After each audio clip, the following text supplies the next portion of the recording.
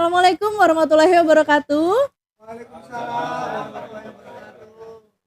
Hai Navers, selamat datang di episode perdana podcast Naftalk.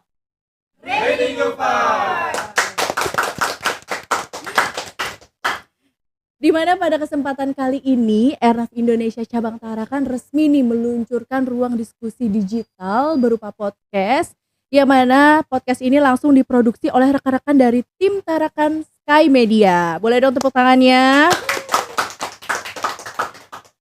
Podcast ini nantinya bukan hanya sekedar obrolan biasa, melainkan podcast ini juga berisi tentang berbagi informasi, berdiskusi santai, maupun berkolaborasi dengan narasumber-narasumber yang hebat yang pastinya punya segudang cerita inspiratif di dunia navigasi penerbangan maupun di luar itu. Izinkan saya menemani Airnavers semua nih dimanapun Anda berada. Saya Soneka Sari Putri, biasa dipanggil Sonia. Sehari-hari saya bekerja sebagai Aeronautical Communication Officer di Airnav Indonesia Cabang Tarakan. Senang sekali nih rasanya pada hari ini saya dapat bertransformasi dari yang biasanya berada di balik layar pemandu komunikasi penerbangan, dan pada hari ini saya berkesempatan untuk menjadi host di podcast perdana Naftalk. Baik, dan untuk membuka perjalanan podcast kita, tidak tanggung-tanggung di hadapan saya sudah hadir narasumber yang hebat, yang mana narasumber ini merupakan sosok nahkoda ataupun role model dari Airnav Tarakan ini sendiri. Sosok ini juga mungkin sudah banyak ya dikenal di kalangan Airnavers di Airnav Indonesia, karena beliau merupakan sosok yang begitu luar biasa dan dedikasinya begitu cukup tinggi di perusahaan Airnav Indonesia. Baik, langsung saja kita sapa narasumber kita pada hari ini, yakni Bapak Denny Purwoharyanto selaku General Manager Airnav Indonesia Cabang Tarakan. Assalamualaikum warahmatullahi wabarakatuh. Waalaikumsalam warahmatullahi wabarakatuh. Mbak Sonia, apa kabar? Alhamdulillah, selamat siang Bapak. Gimana Selamat nih siang. kabarnya nih Pak, menyambut semuanya yang baru nih? Alhamdulillah siap tahun baru 2026. Tentunya semangatnya juga baru dong ya Iya, Pak. betul dong. Masya Allah. Pak Denny, sebagai tamu perdana nih di episode podcast Naftalk kita, rasanya kurang lengkap ya kalau seumpamanya Airnavers ini belum mengenal Bapak lebih dalam. Meskipun mungkin banyak dari rekan-rekan Airnavers yang sudah pastinya mengenal Bapak yang sebagai sosok yang luar biasa di Airnav Indonesia ini sendiri. Sebelum kita masuk ke dalam topik dan sharing-sharing nantinya nih Pak, boleh dong Pak Bapak sedikit aja bercerita kepada Airnavers bagaimana sih sebenarnya latar belakang Bapak, kemudian seperti apa sih perjalanan karirnya hingga dari dulu hingga di titik sekarang di Airnav Indonesia ini sendiri. Oke, baik. Jadi teman-teman sekalian, Airnavers, thank you kesempatannya. Kalau saya biasa dipanggil Denny, nama lengkapnya itu Denny Purwoharyanto. Dulu saya itu dilahirkan sebagai ATC. Saya lahir jadi dari PLP Curug dulu ya, PLP Curug, sebagai Air Traffic Controller. Dulu Diploma 3, D3 PLLU. Kemudian penempatan pertama di Jambi. Kemudian sampai tahun 2000, lulus tahun 2000, kemudian penempatan di Jambi. Tahun 2007 saya pindah ke Cengkareng, ke Soekarno-Hatta. Tahun 2010 dapat rating surveillance. Kemudian tahun 2013 itu pas 16 Januari 2013 itu operasional Airnav pertama kali. Jadi kalau Airnav kan lainnya tanggal 13 September ya, 2012 ya. Nah, 13 Januari itu operasi 2013. Nah, waktu itu ada 7 direksi, tapi nggak ada stafnya. Waktu itu kami teman-teman yang memang aktif di organisasi profesi, waktu itu di IATKA, itu beberapa teman-teman di IATA juga ada beberapa, itu diminta untuk bantu tuh. Wah, luar biasa ya pokoknya Pak. dari Pembuka gerbang ya Pak ya. Iya, dulu waktu itu semua itu teman-teman dari ATC, kemudian dari AIS, CO, teknisi waktu itu kan, karena yang dialihkan ke Airnav waktu itu kan memang personal navigasi penerbangan ya. Betul Pak. Nah, kita bantuin direksi itu mulai dari nyiapin logonya, nyiapin administrasi, ngetik ini, ngetik itu, kira-kira gitu. Nah, kemudian tahun 2000 berapa ya? 2013-14 itu saya di aset, jadi spesialis senior analis di aset, good corporate governance sama manajemen risiko. Nah situ belajar tuh, belajar hal baru, belajar hal baru. Kemudian Melepas dari dunia ATC itu ya Pak ya? Yang tadinya ngontrol pesawat sekarang jadi nyatetin barang. Terus kemudian tahun 2015 kalau nggak salah jadi manajer aset. 2016 akhir Desember itu saya ke Ambon. Oh itu menjadi general manager GM, pertama kali tuh Pak? Saya di GM tuh waktu itu GM. Iya. GM di Ambon cuman 1,5 tahun ya kalau nggak salah itu. 2018 April saya pindah ke Solo. Oh lanjut GM ke Solo. GM di Solo. Itu lama tuh 4 tahun lebih itu. Kemudian tahun 2022 saya pindah ke, jadi tahun 2022 itu Solo kan di merge ke Jogja tuh. Nah terus kemudian saya pindah jadi trainer di kantor pusat tahun 2022 itu bulan Agustus kalau nggak salah. Kemudian tanggal 1 Januari 2023 saya diminta untuk jadi manajer pengembangan SDM ya, penilaian kinerja dan pengembangan SDM. Itu 2 tahun di situ. Kemudian tahun 2025 1 Januari saya di training center jadi VP program development. Kemudian di sini sekarang. Iya. 1 Oktober di Tarakan. Masya Allah. Baru seumur jagung tapi sudah luar biasa ya Pak ya untuk di Tarakan sendiri. Tarakan 1 Oktober ya, 1 Oktober 2025. Ini 3 bulan. 3 bulan ya Pak ya? Jagung hibrida 3 bulan. Jagung hibrida Pak. Jagung hibrida ya Pak ya, ada julukannya sendiri ya Pak ya. Berarti kalau untuk jadi general manager sendiri total udah berapa tahun nih Pak? Kalau diakumulasi nih dari awal mulai dari di Ambon, kemudian lanjut ke Solo, kemudian lanjut ke Tarakan itu berapa tahun tuh Pak? 6 tahun lebih lah kira-kira. 6 tahun lebih ya. 6 tahun ya, 4,5, 1,5 sama ini 3 bulan ya, 6 tahun lah, 6 tahun. Ya alhamdulillah sekarang dikasih mandat, dikasih kepercayaan untuk memimpin Airnav Indonesia cabang Tarakan. Gimana nih Pak perasaannya Pak? Keren. Saya tuh seneng karena teman-teman di sini keren kan tahu. Ini aja nih bikin podcast kayak gini nih. Ini bukan idenya GM ya. Ini bukan idenya GM, ini idenya teman-teman di sini bikin podcast literasi digital seperti ini, pengen sharing session itu asli ini keren banget. Bahkan saya juga nggak kepikiran tuh bikin kayak gini. Makanya thank you teman-teman Airnav Tarakan yang luar biasa yang punya ide-ide kreatif seperti ini. Ini bagus banget. Masya Allah, terima kasih Bapak apresiasinya.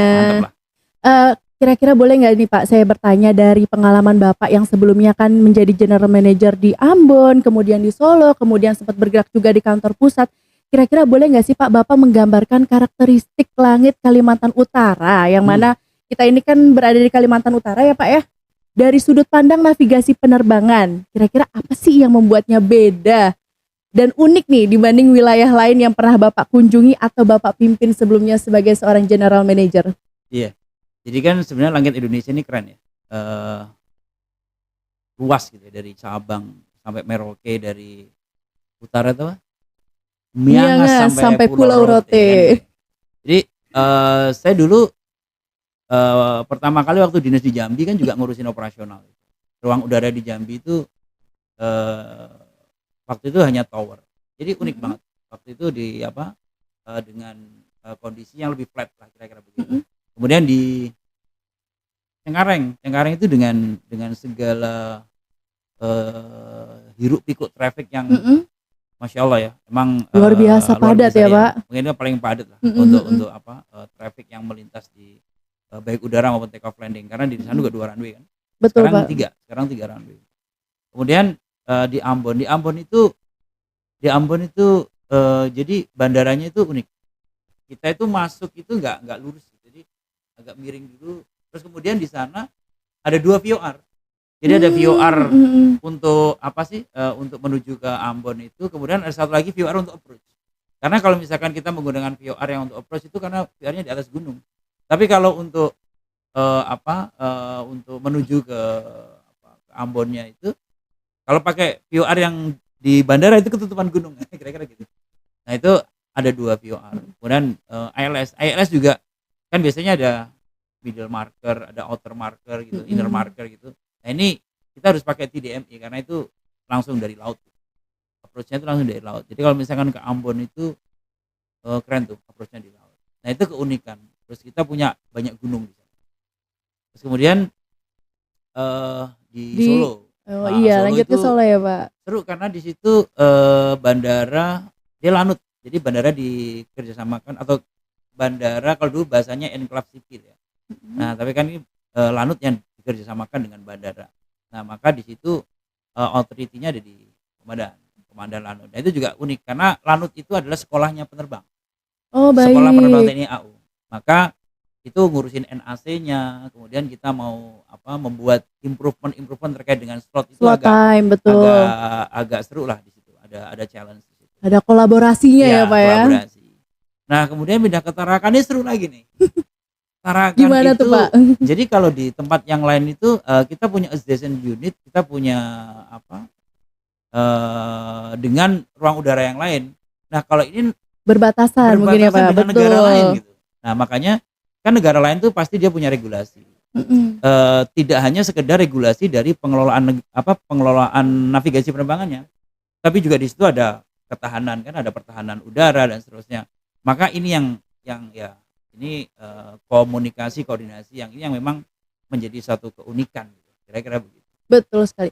Berarti kira-kira, dari masing-masing lokasi ini sendiri punya karakteristik sendiri, Mhm, punya tantangannya sendiri ya, Pak, ya. mhm. Kira-kira apakah sih ada pengalaman atau kejadian paling menantang nih selama Bapak di sini yang pernah dihadapi Airnav Tarakan dalam mengelola lalu lintas udara di wilayah Kalimantan Utara? Iya. Saya sebenarnya kan baru 3 bulan ya. Saya baru 3 bulan, jadi kayaknya juga belum banyak kejadian, cuman kemarin yang seru itu gempa kemarin tuh loh, Son, ya. Oh iya, Iya, siapa baru itu beberapa bulan yang lalu ya, Pak, iya, ya? saya itu 1 Oktober nyampe sini, tanggal 5 November gempa, Betul sekali. gempa itu asli heboh banget itu. Tapi kan adanya bencana alam itu sendiri pasti kan mempengaruhi juga dong, Pak, operasional rekan-rekan ATC maupun Iya, personil yang lain, itu gimana tuh, Pak?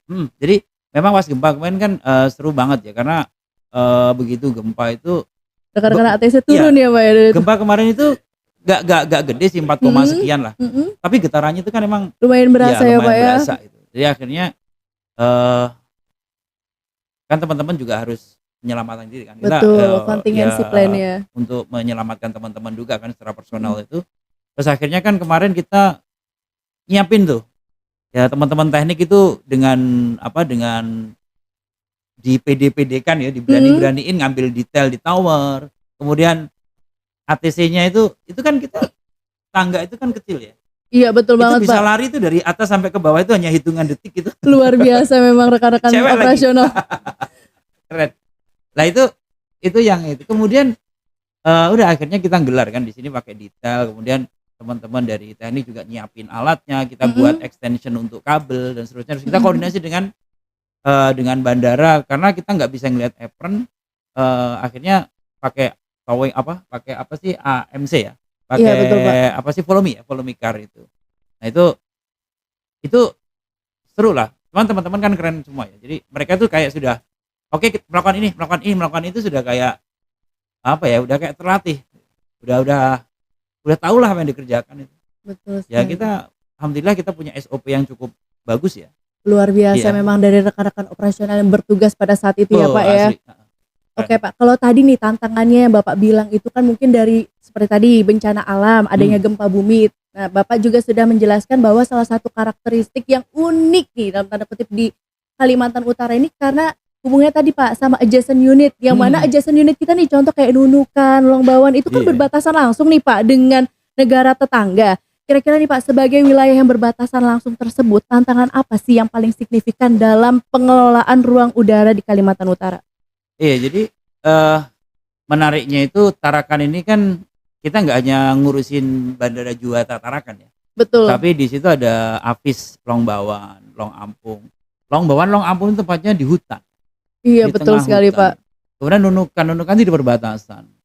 Long Bawan juga di dekat Mhm, perbatasan. Kemudian, eee, mana lagi tuh, Malino, kemudian ada di mana, Tanjung Selor ya. mhm, betul Nah, sekali, Pak. ini punya keunikan sendiri-sendiri, sementara gini, kayak misalkan contohnya Long Bawan sama Long Ampung, itu kan transportasi selain udara itu kan susah, nggak ada itu. Nah ini kan kita bagaimana kita memastikan eh, penerbangan ini, pelayanan navigasi penerbangan ini benar-benar kita jaga gitu ya. Betul sekali, Pak. Karena di sana itu masyarakat butuh banget itu, Mbak Sonia. Jadi kan Moda saya pernah ke sana ya, transportasinya hanya itu ya, Pak, ya? saya tuh kemarin saya sampai nginep kan, saya nginep di sana, kemudian saya ngelihat aktivitas masyarakat itu, mereka mereka tuh butuh banget tuh, transportasi udara Udara. ini. Makanya Karena bergantung ya, Pak, ya? iya, Karena sangat Bapak bilang tadi bergantung nggak banget. ada transportasi lain, mau Heeh, nggak mau ya masyarakat ini bergantung dengan moda transportasi udara betul. ini. Makanya bersyukur sekali lah ya, Mhm. saya menjadi salah satu yang tim di Tarakan ini apa yang kita kerjakan sekarang ini, teman-teman semua, berdampak pada tadi, Masyarakat. masyarakat tadi. Artinya kebaikan-kebaikan yang diterima oleh masyarakat itu semoga juga menjadi kebaikan buat kita.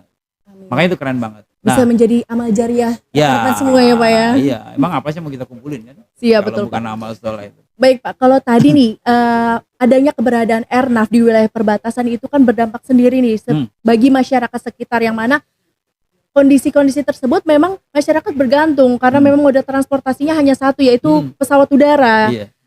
Kalau misalnya, Pak, bagaimana korelasi dan tantangan tersebut dengan pelayanan navigasi penerbangan serta dampaknya sekarang dari sisi pilot nih, Pak, serta maskapai, menurut Bapak seperti apa? Saya pikir begini, teman-teman penerbang ini memang mereka nih ya butuh kita lah ya. Mhm. Saya kan kemarin waktu terbang itu di belakangnya pilot pas. Betul, Pak. Nah itu, dia butuh teman lah. Kira-kira butuh teman untuk menavigate mereka ya, untuk menavigate mereka, sehingga mereka lebih sure, lebih pede gitu ya. Karena kalau misalkan tidak ada prosedur, tidak ada pelayanan navigasi penerbangan, itu mereka itu kayak ya masuk ke dalam sebuah belantara gitu, yang tidak Betul. ada. Sementara kalau misalkan let's say kita memberikan tiba deh misalkan gitu. Tiba itu kan jaminan prosedur tuh. Artinya ya sudah, semua orang dia pasti dia yakin, oh kalau lewat jalan ini pasti aman. Kalau selama ini mereka mungkin lewat jalan ini aman nggak ya? Lihat kanan, kira-kira gitu ya. Nah sekarang itu dengan adanya misalkan let's say prosedur saja gitu, itu saja sudah mereka sudah merasa aman. Apalagi ada yang menavigate gitu. Ada kita, Betul. ada teman-teman operasional yang memberikan pelayanan. Udah gitu, misalkan alat navigasi kita ini bisa memancarkan dengan baik. Wah itu kan asik. Itu kan jadi semakin banyak blind spot yang ketutup dalam memastikan kepercayaan diri mereka sampai mereka menuju ke suatu tempat. Baik, Kira-kira terutama gitu. dalam kondisi-kondisi pesawat-pesawat yang melintasi daerah perbatasan itu sendiri ya, Pak, ya, gimana dari rekan-rekan personel navigasi penerbangan tentu sangat membantu nih, Oh memandu iya, mereka biar jangan sampai melewati mepet-mepet batas ya, iya, betul melewati. banget, Pak, mepet-mepet dengan Iya. negara tetangga atau dan lain sebagainya ya, Pak, ya. Iya. Karena isunya kan pasti juga nggak cuman pelayanan navigasi, mungkin juga masalah Keamanan. pertahanan kan, Betul, masalah betul sekali, ketahanan Pak, udara. betul Nah, sekali. itu menjadi sebuah hal yang sensitif itu yang perlu kita kelola. Makanya itu ya perlu koordinasi aktif dengan stakeholder yang terkait. Masya Allah, luar biasa sekali ya, Pak, ya, rekan-rekan dari Masih personel keren. navigasi penerbangan ini yang mana mereka bertugas dan berdedikasi di daerah perbatasan, terutama di wilayah Airnav Tarakan dan klaster nih, Pak. Di wilayah di Kalimantan Utara ini sendiri nih, Pak. Kira-kira nih, Pak, ngomong-ngomong terkait personil nih, Pak, ngomong-ngomong terkait navigasi penerbangan baik itu ATC, ACO maupun teknisi, seberapa besar sih, Pak, peran personil navigasi penerbangan dalam mendukung operasional Airnav Tarakan? Dan kira-kira nilai-nilai apa saja yang Bapak tekankan kepada para personil dalam menjalankan tugas di wilayah dengan tingkat tantangan yang cukup tinggi seperti yang Bapak jelaskan tadi? Iya, jadi kita ini kan yang pertama pasti saya appreciate dengan teman-teman. Pasti saya hormat lah sama rekan-rekan yang sudah memberikan dedikasinya ya untuk pelayanan navigasi penerbangan ya. Kemudian yang kedua ini kita itu sangat bergantung nih dengan teman-teman ini. Baik itu ATC, ACO, teknisi CNS maupun support. Juga termasuk teman-teman di administrasi, di data operasi itu ya. Itu staf ATFM dan itu kita sebenarnya tergantung dengan mereka semua. Kita sangat bergantung. Maka kompetensi dari personel itu yang harus kita jaga. Nah, sayangnya kita ini punya tantangan nih, Mbak Sonia. Tantangan kita itu kita ini belum bisa ya, kita ini masih punya kendala dalam em, menjaga kompetensi daripada personel ini. Nah, karena itu cabang Tarakan saya pikir kan itu nggak boleh menjadi penghalang, nggak boleh Betul jadi betul. penghalang. Tapi Ya sesuatu kita yang harus harus improve. dihadapi, betul. Jadi kita harus improve dengan kita sendiri. Makanya saya selalu sampaikan teman-teman nih, teman-teman yang nonton juga. Sudah sekarang ini fokus pada teman-teman sendiri, fokus pada kita Pengembangan sendiri. diri. Ya apalagi teman-teman masih muda ya. Yang masih muda itu waktunya masih banyak nih. Waktunya masih banyak. Masa depan Airnav itu bergantung pada kita. Nah, kalau misalkan kita hari ini nggak pernah improve, nggak mengimprove diri kita sendiri, ya di 10 tahun ke depan, 20 tahun ke depan saat teman-teman itu berada pada titik yang harus memberikan kebijakan, itu knowledge-nya knowledge hari ini tuh. Betul sekali, Pak. Jadi nggak ngikuti perkembangan zaman. Nah, makanya itu ya sekarang ini manfaatkan ini. Apapun lah, mau bikin podcast lah atau kalau di kita kan ada ini nih enrichment nih. Ya, ada enrichment program training ATC mandiri maupun ya, engineering. ATC, kemudian ada engineer itu saling itu nggak cuman pesertanya ya, nggak cuman yang belajar, tapi yang ngajar kan juga teman-teman juga itu. Mereka akan nyiapin itu kan harus begadang dulu lah sehari, 2 hari, mungkin seminggu. Betul sekali, Pak. Paling nggak harus udah gitu belajar di depan cermin kan. Hai guys, Belajar untuk berbicara di depan umum. itu kan butuh skill itu tuh PD itu kan. Betul Butuh sekali, Pak. persiapan. Nah, itu semua itu yang harapannya bisa mendevelop kita. Nah, di Tarakan ini saya pengen lah kita menjadi ya apa ya, let's say center of excellence lah kira-kira begitu ya. Jadi teman-teman yang ada di Tarakan ini, saya yakin teman-teman di sini tuh di sini akan selalu muda. Karena kalau sudah senior pasti pindah dari sini, kecuali yang nggak mau pindah. Siap, Pak. Jadi pada saat teman-teman nanti moving dari sini, berkarya di tempat yang baru lagi, itu nggak mulai dari nol. Betul sekali, Pak. Jadi memang sudah terbekali di sini dengan pengetahuan sampai ya dengan taraf sekian, kemudian nanti untuk di kerja tempat baru itu semakin kenceng lah kira-kira gitu larinya. Makanya itu yang menjadi concern untuk teman-teman di personel di Airnav Tarakan. Tapi so far ini udah asli oke banget. Intinya penting sekali ya, Pak, untuk memotivasi diri, untuk mengembangkan diri, Ya, betul. untuk mempersiapkan diri ke depannya biar menjadi insan navigasi penerbangan yang lebih baik lagi. Ngomong-ngomong masa depan nih, Pak. Ya. Tahun-tahun ke depan. Bagaimana sih, Pak, kira-kira proyeksi lalu lintas udara di Kalimantan Utara dalam beberapa tahun ke depan? Ya. Kalau tadi kita udah ngomong dari segi SDM, ini dari segi lalu lintas udaranya nih, Pak. Ya, jadi sebenarnya nggak cuman Kaltara ya, maksudnya nggak cuman Airnav Tarakan. Tapi secara nasional kan pimpinan kita sudah membuat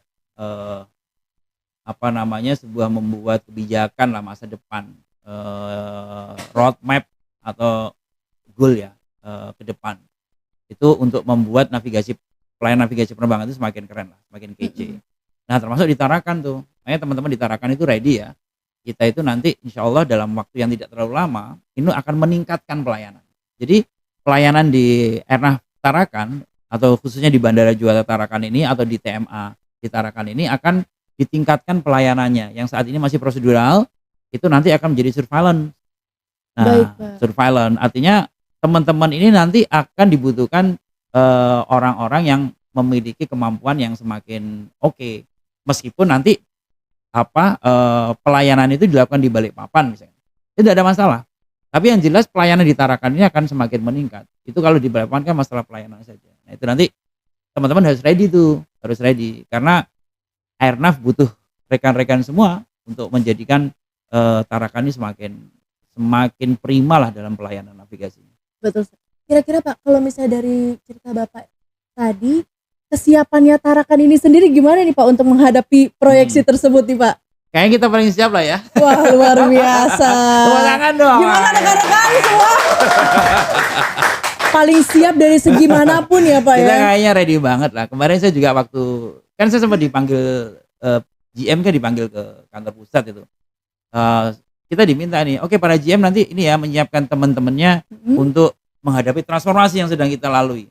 Saya tuh diem aja. Ini teman-teman saya udah siap semua.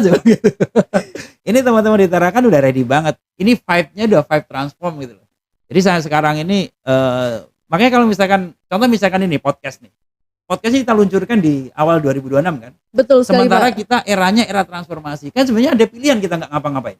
Kita tunggu aja. Tapi enggak tuh. Kita bikin podcast, terus kita bikin apa lagi. Kayaknya tuh transformasi itu ya ya something yang emang harus kita hadapi. Jadi kayak bukan sesuatu yang memberatkan, bukan sesuatu yang horor gitu. Kita kayaknya bener-bener kayak apa ya, embracing gitu loh. Betul Kayak sekali, Pak. bener-bener kita wah menyongsong transformasi ini. Makanya keren banget, Asik Tara kan luar biasa lah. Mantap. Keren. Terima kasih Bapak atas apresiasinya. Benar sekali sih Pak. Ngomong-ngomong transformasi tadi, memang transformasi itu memang tidak bisa kita hindari ya Pak, tapi memang harus kita hadapi. Tapi menghadapinya pun penuh dengan perbekalannya itu yang memang udah kita siapkan sebelumnya. Mulai dari SDM-nya, mulai dari pelayanannya, fasilitasnya dan lain sebagainya. Baik Bapak, menurut Bapak nih, kalau Langit Kalimantan Utara bisa bercerita nih Pak, pesan apa sih yang akan Bapak sampaikan tentang keselamatan dan kolaborasi yang ada di udara ini? Saya tuh ada satu tagline sebenarnya. Jadi Apa tuh Pak kalau boleh saya tahu? Ada cinta di langit Kaltara aja. Berat ya, tapi menyentuh sekali nih Bapak Denny Purwo ini.